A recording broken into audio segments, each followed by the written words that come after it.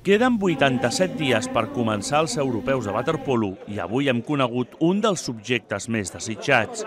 L'auditori de la Torre Allianz ha estat l'escenari per presentar les medalles que guanyaran les 3 primeres seleccions masculina i femenina. Uns guardons que des d'un primer moment han tingut molt present un dels subjectes clau per jugar a aquest esport, la pilota. Surge como un reto personal porque, aparte de ser fabricante, mis hijos son jugadores.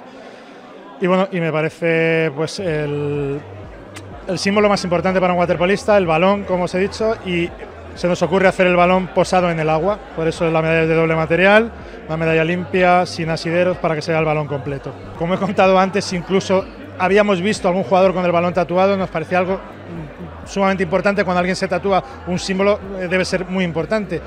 Entonces, bueno, pues se nos ocurrió hacerlo y creemos, bueno, por lo que hemos visto, que ha sido un éxito hacer el balón. Para nosotros esta medalla, para mí personalmente, por lo que significa personalmente, es muy importante. Entonces vamos a sentir pues muchísimo orgullo, ya lo estamos sintiendo. A més de les medalles, avui hem pogut tornar a veure el trofeu de campions i el guardó que s'emportaran els millors jugadors de l'Europeu de waterpolo de Barcelona.